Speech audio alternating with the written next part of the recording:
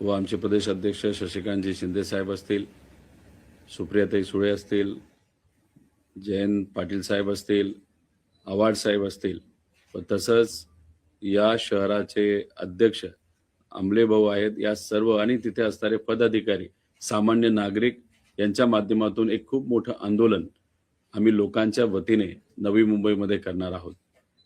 हे आंदोलन कशासाठी करत आहोत तर मोठ्या प्रमाणात महागाई जी वाढलेली आहे आणि ती महागाई वाढल्यामुळे मिडल क्लास असतील, सामान्य लोक असतील, यांना खूप मोठ्या प्रमाणात अडचणी वाढत चाललेल्या आहेत.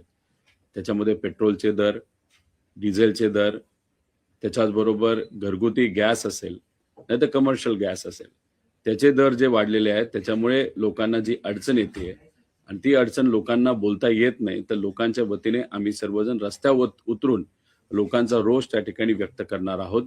त्याच्याचबरोबर इतरही काही शहरातले जे मुद्दे आहेत ते आपापले नेते त्या त्या भागातले जे तिथं आल्यानंतर व्यक्त होतील.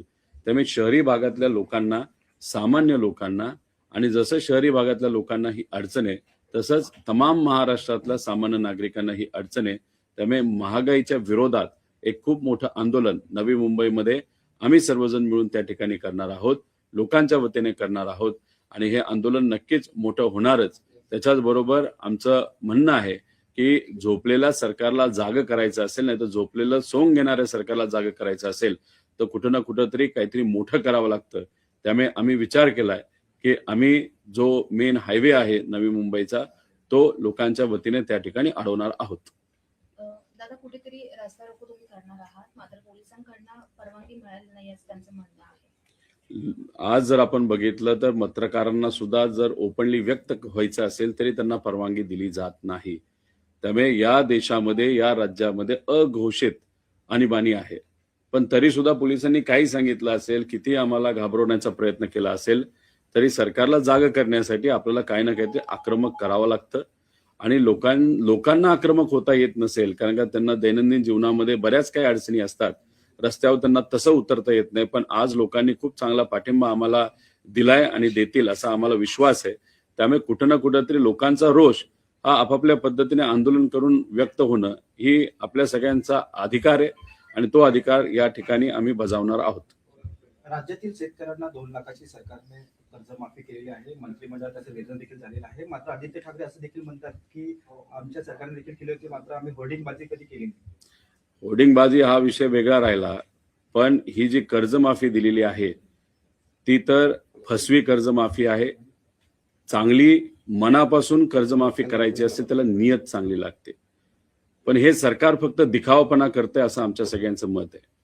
ही कर्जमाफी देत असताना त्यांनी इतक्या अटीतटी टाकल्यात. आदरणीय पवार साहेबांनी जेव्हा कर्जमाफी दिली होती अख्ख्या देशाला, तेव्हा कुठली अट टाकली नव्हती. जेव्हा कोविडच्या काळामध्ये आर्थिक अडचण असताना सुद्धा लोक अडचणीत आहेत, लोकांना आपल्याला मदत करायची, तेव्हा बिना अट आपण त्यावेळेस कर्जमाफी दिली होती आणि 100% शेतकरी त्या निकषात जे बसत होते त्यांना लगेचच्या लगेच तिथं पैसे मिळाले होते. 2017ला जेव्हा देवेंद्र फडणवीस साहेबांचं सरकार या महाराष्ट्रामध्ये होतं, इतक्या अटी टाकल्या होत्या की त्या अटी वाचता वाचताच लोक बेहाल झाली होती आणि बऱ्याच लोकांना त्यातून सुद्धा वगळण्यात आलं होतं. काल सुद्धा आपण जी काही कर्जमाफी ती डिक्लेअर झाली त्याचा जर अभ्यास केला, त्याच्यामध्ये जे काही प्रलंबित कर्ज आहेत शेतकऱ्याचे, त्याच्यामध्ये सुद्धा अटी टाकल्यात. ती अट काय की समजा जर 2019ला काही शेतकऱ्यांनी कर्जमाफीचा लाभ घेतला असेल तर त्यांना जास्तीत जास्त 50,000 रुपयाची कर्जमाफी. एक तर सरकारने समजून घेतलं पाहिजे, त्यावेळेस शेतकरी खऱ्या अर्थाने अडचणीत होते आणि मग अडचणीत असणारा शेतकरी त्यावेळेस जर आपण बघितला तर या राज्यातले 90% शेतकरी अडचणीत होते. त्यामुळे 90% शेतकऱ्यांनी म्हणजे 33 लाख शेतकऱ्यांनी त्यावेळेस कर्जमाफीचा लाभ घेतला होता. लाभ नाही, तो त्यांचा अधिकार होता जो सरकारने त्यांना मदत त्या ठिकाणी केली होती. आता मग 33 लाख शेतकऱ्यांनी ती मदत तिथं घेतली असेल तर त्याचा अर्थ त्यांना तुम्ही फक्त 50,000 रुपयेच तिथं देणार आहात. त्याच्यात पण त्यांनी अट अशी टाकलेली की समजा 1 लाख तुमचे जर ड्यू असतील, नाही तर तुमचे कर्ज तिथं कर्ज थकीत असेल 1 लाख रुपयाचं, तर आधी 50,000 भरा, मग मी तुम्हाला 50,000 देतो. म्हणजे OTS सिस्टम त्यांनी आणली की म्हणजे हॉस्पिटलमध्ये गरीब माणूस गेल्यानंतर आधी पैसे भर, मग तुला ट्रीटमेंट करतो, अशी भूमिका दुर्दैवाने त्या ठिकाणी सरकारने घेतलेली आहे. असे 33 लाख त्याच्यामध्ये सर्व शेतकरी आहेत. 90% शेतकरी या कॅटेगरीमध्ये त्या ठिकाणी येतात. म्हणजे कुठं ना कुठंतरी अप्रत्यक्षपणे बँकेची वसुली करण्याचा प्रयत्न सरकार तिथं करतंय. फक्त 50,000 रुपये. अहो, ह्या 50,000मध्ये या लोकांचं काही त्या ठिकाणी होणार नाही. त्यामुळे पूर्णपणे ही फसवी कर्जमाफी त्या ठिकाणी आहे. आणि आधीचे म्हणजे 2 लाखाचं ज्याचं कोणाचं काय भरायचं असेल, समजा त्या 2019ला ज्यांनी ते लाभ घेतला असेल, 2 लाख असेल, 1.5 लाख भरा, मग 50,000 मिळणार. 3 लाख जर कर्जबाजारी झाला असेल शेतकरी तर 2.5 लाख भरा, मग 50,000 देणार.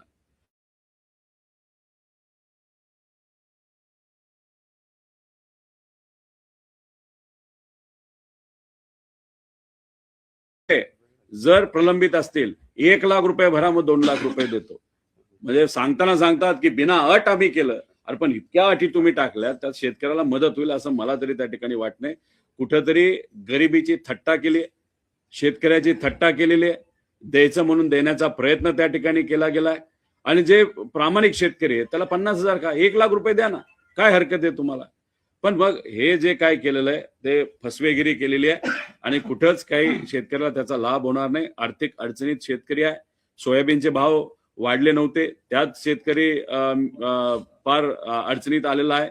त्याच्यात कापसाचे भाव वाढले नव्हते, आता कापसाचे भाव वाढायला लागले की तुम्ही लगेच इम्पोर्ट करण्यासाठी तिथं परवानगी दिली. कांद्याची काय परिस्थिती हे तर गेले काही दिवस आम्ही सर्वजण लढतोय. आणि त्याच्यात फर्टिलायझरचा खर्च म्हणजे आपल्या खताचे खर्च मोठ्या प्रमाणात वाढलेले. डिझेल मिळेना, जे मिळतंय ते महागडं मिळतंय. मग अशा परिस्थितीमध्ये खर्च वाढत चाललाय, उत्पन्न कमी होत चालले, त्यात शेतकरी अडचणीत होत चालले आणि त्यात तुम्ही कर्जमाफी देताना एवढ्या अटी टाकता म्हणजे फार दुर्दैवी आहे, थट्टा करण्यासारखा आहे. आणि या गोष्टीचा आम्ही निषेध करतो. आम्ही स्वागत याच्यासाठी करतो की तुम्ही कर्जमाफी दिली, पण कर्जमाफी दिला बिना अट कर्जमाफी करा, ही आमच्या सगळ्यांची मागणी आहे. आज मुंबईमध्ये पाऊस पडलेला आहे आणि अंधेरी सबवे थोड्या पावसामुळे पूर्णपणे भरलेला आहे. पुन्हा एकदा नाले सफाईवरती प्रश्नचिन्ह उपस्थित होत आहे. मी जेव्हा एअरपोर्टवरनं येत होतो तेव्हा तुम्ही सबवे सोडा, मी ब्रिजवर असताना सुद्धा ब्रिजवर पाणी साठलेलं मी तिथं बघितलेलं आहे. म्हणजे कचरा साफसफाई कुठंच नाही, नाला साफसफाई त्या ठिकाणी नाही. म्हणजे इलेक्शनच्या आधी बोंब मारत तुम्ही त्या ठिकाणी सांगत होता बघा पूर्वी कशी परिस्थिती आहे. आणि आता जर आपण बघितलं त्याच्यापेक्षा बदतर परिस्थिती या छोट्याशा पावसामध्ये झाली. अतिशय छोटासा पाऊस होता. जर इथं मोठा पाऊस झाला असता तर बोटी घेऊन फिरावं लागलं असतं आणि सगळ्या गाड्या पाण्याखाली गेल्या असत्या. त्यामुळे हे काय फक्त इलेक्शन पुरतं काम करणारं सरकार आहे, पक्ष आहेत. इलेक्शन संपलं तर ह्यांना प्रशासनावर कंट्रोल करता येत नाही, काम करता येत नाही. फक्त राजकारण करता येतं, होर्डिंग लावता येतं, पक्ष फोडता येतात, आमदाराला विकत घेता येतं, नगरसेवकाला विकत घेता येतं. आता आमदारकीची MLCची किंमत एका सीटची 50-50 कोटी रुपये. म्हणजे इथं गरीबाला पेट्रोलला 112 रुपये द्यायला अडचण जाते 1 लिटरला आणि इकडं मात्र तुम्ही घोडे बाजार 50-50 कोटीचा करत राहिला. तर म्हणजे हे सरकार फक्त कॉन्ट्रॅक्टरचं सरकार आहे, गुंडाचं सरकार आहे, मोठ्या बिल्डरचं सरकार आहे आणि फक्त पैशावाल्यांचं सरकार आहे. गरिबाचं हे सरकार नाही. लाडक्या बहिणींच्या बाबतीत सुद्धा त्यांचे 1 कोटी महिलांची नावं कमी करून गरिबाची थट्टा त्या ठिकाणी केलेली आहे. आणि हळूहळू हा आकडा 1 कोटीवरनं 1.5 कोटी, 1.5 कोटीवरनं 2.5 कोटीवर सुद्धा जाऊ शकतो. त्यामुळे लाडक्या बहिणींना सुद्धा या सरकारने दुर्दैवाने त्या ठिकाणी सोडलेलं नाही. रामदास आठवले असं म्हणतात की हातभट्टी जी दारू आहे ती अधिकृत करा. काय म्हणाले? हातभट्टीची जी दारू ती अधिकृत करा. रामदास आठवले. ठीक आहे, त्या आठवले साहेबांचा मला आदर आहे, पण त्यांनी कवितापुरतं त्या ठिकाणी थांबावं. कविता त्या चांगल्या करतात, अचानक त्या चांगल्या कविता करत असतात.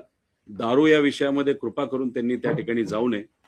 अधिकृत केल्यानंतर आता जे काही दारू पिणारे लोक आहेत त्याच्यात वाढ झाली आणि ती सुद्धा ही जी काही हाटभट्टीवाली म्हणजे साधी स्वस्तातली मिळणारी दारू, तर अजून लोक दारू पितील. आणि ही जी हाटभट्टीतली दारू कोण पितं तर मजूर पितात, गरीब पितात. आणि मग अशा पद्धतीने तुम्ही दारू प्रोत्साहन तिथं करणार असाल तर हे चुकीचं आहे. आणि मला एवढंच म्हणायचंय की आठवले साहेब तुम्ही फार मोठे नेते, देशातले मंत्री आहात. हा जो सुझाव आहे तुम्ही मोदी साहेबांना सहज सांगू शकता. गुजरातमध्ये दारूबंदी आहेच, तुम्ही जाऊन मोदी साहेबांना सांगा. आता देशात तुम्ही सगळीकडे हातभट्टी आता चालू करा. एवढंच राहिलं या सरकारचं, आपल्याला असंच बोलावं लागेल. कोल्हापूरमध्ये एका तरुणीवरती 4 जणांनी सामूहिक अत्याचार केला आणि 6 महिने करत होते आणि व्हिडिओ ब्लॅकमेल करण्याची धमकी देत होते. दादा, या राज्यामध्ये दिवसाला 24 बलात्कार होत आहेत, म्हणजे तासाला 1 बलात्कार होतोय. जे पॉस्कोच्या केसेस, लहान मुलीवरच्या ज्या केसेस आहेत, या राज्यात दिवसाला 8 होत आहेत. ही दुर्दैवी गोष्ट आहे.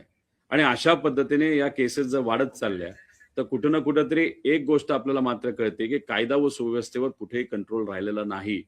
मुलींना नाही तर महिलांना फक्त कुठंतरी काही लोक, ठराविक प्रवृत्तीची लोक, मनुवाद विचाराची लोक फक्त एक वस्तू म्हणून त्या ठिकाणी समजतात आणि त्याचा फक्त वापर करायचा, अशी प्रवृत्ती दुर्दैवाने या महाराष्ट्रामध्ये वाढत चालली का काय, अशी आम्हाला भीती वाटते.